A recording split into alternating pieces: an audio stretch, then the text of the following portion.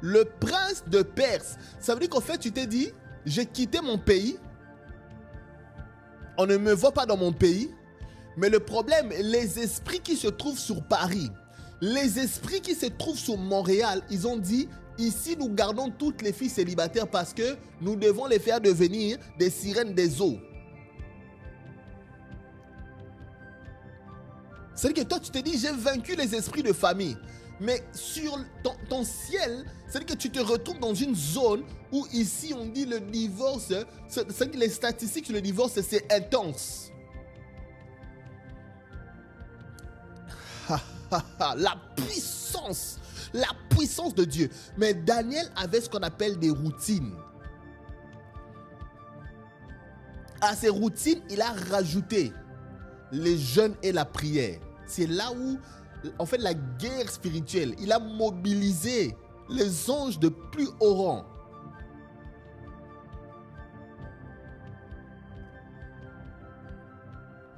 Y a-t-il une personne qui va prier, qui va dire, Seigneur, je sens une résistance. À chaque fois que j'essaie d'avancer, je sens une résistance. Dieu est en train de te libérer. La Bible dit, insiste jusqu'au feu. Insiste jusqu'à la percée. Insiste. Et je cherche un homme ou une femme qui se tienne à la brèche pour ériger un mur. Après avoir percé, érige un mur. Baradosh kata. La pakata kaladabakata. La puissance de Dieu est là. La puissance de Dieu est sur la terre. Le problème, nous n'avons pas de routine pour créer l'atmosphère prophétique. La Bible dit, dans les derniers temps, je répandrai mon esprit sur toute chair. Mais ça prend des hommes et des femmes qui prient afin que l'esprit de Dieu puisse se répandre sur toute chair. Ce n'est pas fait de manière automatique. Ce sont les payeurs de prix qui prient afin que l'esprit de Dieu soit dispensé. Qu'est-ce que la Bible dit ici? Il y a une personne qui a été contaminée par l'atmosphère prophétique. Et qui est cette personne?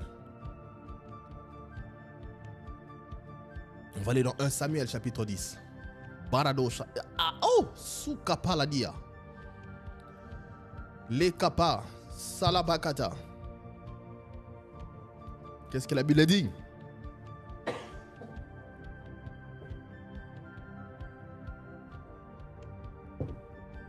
La Bible dit, lorsqu'ils arrivèrent à Gibéa, une troupe des prophètes vint à sa rencontre. On parle de Saoul. L'Esprit de Dieu vint sur lui et il prophétisa au milieu d'eux. Tout ce qu'il avait connu auparavant vit qu'il prophétisait avec les prophètes. Et les membres du peuple se disaient l'un à l'autre, qu'est-il arrivé au fils de Kis? Saoul est-il aussi parmi les prophètes?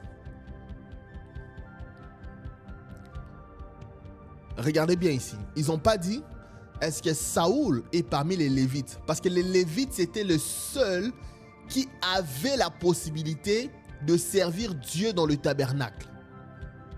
Mais ici, c'est un mouvement prophétique. Dieu est en train de montrer, c'est vrai qu'il y a une lignée qui me sert, qui permet à ce que ma présence apporte la victoire dans un pays. Mais ici, Dieu a créé une nouvelle lignée de prophètes qui crée l'atmosphère prophétique. Et Saoul les rencontre et finalement, il se retrouve contaminé par quoi? L'atmosphère prophétique. L'atmosphère prophétique est créée par des routines. Tu es dans une église où on ne prie pas. Tu es dans une église où la vie de prière est froide.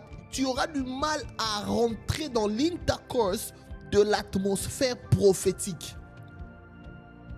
Tu n'as pas des amis qui prient. C'est-à-dire que ton environnement, il n'y a rien qui pousse à prier. C'est-à-dire que ça sera difficile pour toi que l'Esprit de Dieu se répande sur toi. Et même quand l'Esprit de Dieu va se répandre sur toi, tu ne comprendras rien. Ici, c'est la contagion spirituelle. Pourquoi c'est seulement des fabrications de virus, de coronavirus qui troublent le monde. Il faut qu'on entende dans ces derniers temps, il y a un homme, il y a un groupe de personnes qui ont prié et il y a un réveil spirituel. Un réveil spirituel. C'est quand l'atmosphère est créée. Karabasata Karabasaya.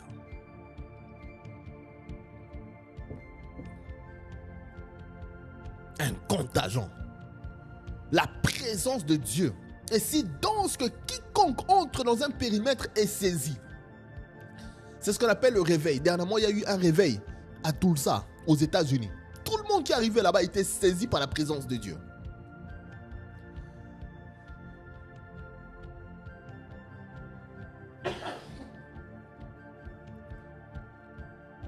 Ikapa.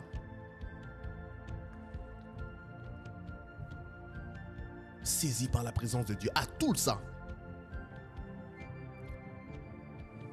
Il dit, dans les derniers temps, je répandrai mon esprit sur toute chair. Il n'y a pas d'hasard. Il n'y a aucun hasard. L'esprit ne se répand pas de manière par hasard. Parce que Dieu fonctionne par des systèmes. Il manquait à manger. Jésus était obligé de créer d'abord l'ordre. Il dit, mettez-les par des rangées. Ensuite, on dit, qu'est-ce que vous avez? Ils avaient 5 pains et 2 poissons. Et la Bible dit, il les prit, il rendit grâce au Père. Et quand il a fini de rendre grâce, Dieu a multiplié. Pourquoi? Parce que 1, il y avait l'ordre, et de 2, la grâce a été rendue à Dieu. Une prière lui a été envoyée parce qu'il y avait l'ordre sur la terre. Et Dieu pose la question, avant que je répande mon esprit sur un territoire, est-ce qu'il y a des prophètes? Et si on pose la question, Saoul est-il aussi parmi les prophètes? Parce que si quelqu'un n'était pas lévite, quand tu devais toucher l'arche, tu mourrais sur place. Mais les prophètes avaient la possibilité de créer l'atmosphère prophétique. En d'autres mots, c'est une forme de dispensation qui fait en sorte que si tu n'es pas lévite, tu peux prophétiser. Si tu n'es pas lévite, tu peux être contaminé par quoi? L'esprit prophétique. Voilà pourquoi tu vas voir une personne très intellectuelle, très intelligente. À un moment donné, quand il rentre dans l'atmosphère prophétique, la personne commence à prophétiser. Vous savez pourquoi? L'atmosphère prophétique, elle contamine. Mais sans payer le prix, l'atmosphère prophétique ne peut pas se balader dans un territoire. Et ici, la Bible parle de Gibéa. Lorsqu'ils arrivèrent à... Pourquoi on précise à Gibéa? Une troupe de prophètes vint à sa rencontre. L'Esprit de Dieu vint sur lui et il prophétisa au milieu d'eux. Regardez comment ça bouge. L'Esprit de Dieu vint sur lui. C'est-à-dire qu'il y a une contamination. C'est-à-dire que les prophètes faisaient leur exercice. Et dans leur exercice, c'est l'atmosphère prophétique qui fait en sorte que celui qui est dans l'office du prophète rentre à la facilité de prophétiser. Mais là, il y a un homme sur lequel on a prophétisé avec l'huile d'onction par le prophète Samuel. Il arrive au milieu des prophètes et finalement l'Esprit de Dieu le contamine. L'Esprit de Dieu. Il faut bien écouter. On dit, l'Esprit de Dieu vint sur lui et il prophétisa au milieu d'eux. L'atmosphère prophétique. Il y a des familles qui ont besoin d'être contaminées par l'atmosphère prophétique parce que les ténèbres se sont tellement créées, les ténèbres ont tellement en fait occupé les familles. Mais ça prend un homme, ça prend une femme qui se lève dans une famille, qui prie, qui va crier en esprit. Vous savez, il y a la prière.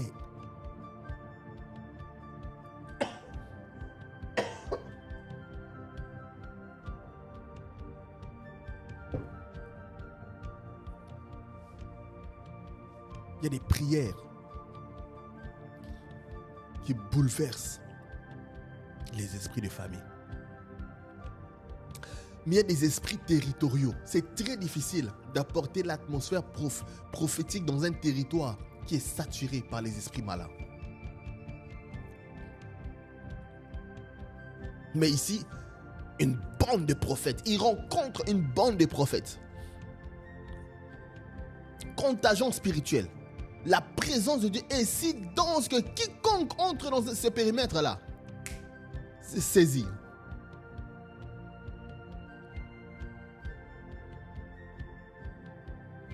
Blocage psychologique. Tu as un diplôme.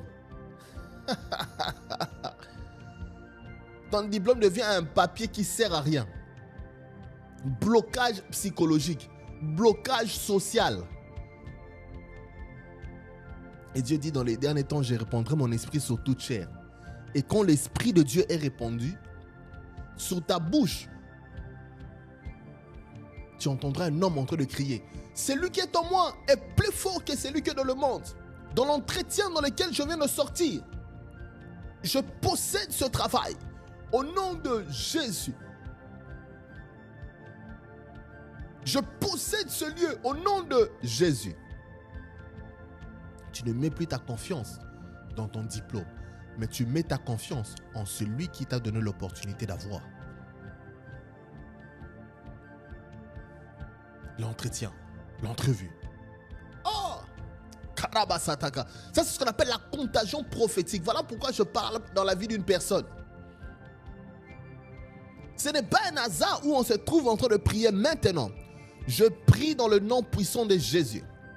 Si tu as été contaminé, si tu as un problème psychologique, tu as un blocage psychologique, tu as un diplôme, le problème, ton diplôme est devenu un papier qu'on peut jeter à la toilette. Pourquoi? Parce que tu passes entretien après entretien, c'est échec après échec. Tu vas à l'église, c'est bien. Mais l'Esprit de Dieu doit se répandre sur toi. Et je prie dans le nom puissant de Jésus. Là où tu te trouves, lève la main et dis, Seigneur, sauve-moi dans le nom de Jésus. Dans le nom puissant de Jésus. Dans le nom puissant de Jésus. La contagion prophétique vient sur toi maintenant dans le nom puissant de Jésus. La contagion prophétique vient sur toi dans le nom puissant de Jésus. La Bible dit, lorsqu'ils arrivèrent à Gibéa, une troupe de prophètes vint à sa rencontre. La rencontre de qui? De Saoul. Et l'Esprit de Dieu vint sur lui. L'Esprit de Dieu vient sur une personne qui est disposée. Le prophétique fonctionne avec des cœurs bien disposés, bien prédisposés. Voilà pourquoi les prophètes disent, Can I prophesy? Quand tu cries, yes, prophesy, tu ouvres ton cœur à l'esprit prophétique. Et finalement, il y a des prophètes qui vont capter ton esprit. Ils captent au fait. Ils vont citer ton nom, ils vont citer pas mal de choses avec beaucoup de respect. Ce n'est pas tout le monde qui a ce don-là. Il faut respecter ce genre de don. Pourquoi? Parce que quand le prophète crie, Can I prophesy? Toi, tu dis prophesy. Tu ouvres ton cœur.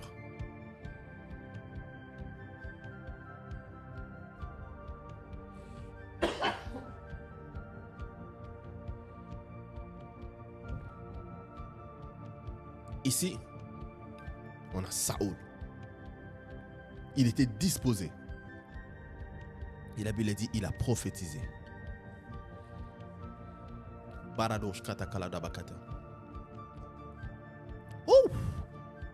Ah, shalab katakala dabakata. Il y a un poids de la présence de Dieu.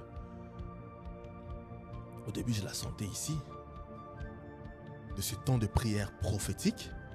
Et là, je commence à sentir le poids sur mes épaules. C'est pour ça que je prophétise dans le nom de Jésus. La Bible dit, dans les derniers temps, je répandrai mon esprit sur toute chair. Le Dieu qui m'utilise maintenant, dans le nom puissant de Jésus, par le prophétique, au nom puissant de Jésus. Tu marchais avec un blocage psychologique. Maintenant, reçois la puissance du Saint-Esprit. Reçois le déblocage dans le nom puissant de Jésus. Ton diplôme ne sera plus jeté à la poubelle. Ton diplôme devient utile maintenant dans le nom puissant de Jésus. Power of the Holy Ghost.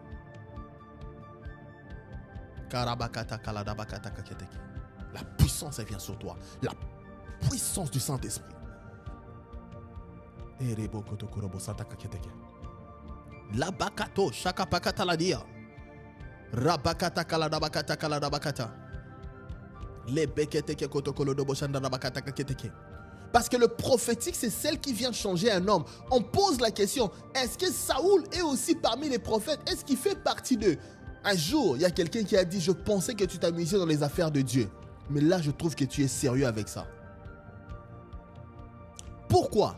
Parce que la personne qui l'a dit était encore esclave de l'alcool. Elle le reconnaît. Elle se dit, celui-là, est-ce qu'il est encore parmi les apôtres? Elle dit, je pensais que tu blaguais. J'ai dit, non, c'est du sérieux. Je suis sérieux dans ma relation avec Dieu. D'abord, c'est ma relation avec Dieu. Ce n'est pas la relation avec un titre. Je m'en fous des titres. Je m'en fous des titres. Ce que je veux, c'est l'Esprit de Dieu, c'est répandre sur la terre. Voir la gloire de Dieu sur la terre, c'est elle qui anime mon cœur. Voir les âmes sauvées, c'est cet esprit qui anime mon cœur. Les familles libérées par la transformation de l'intelligence.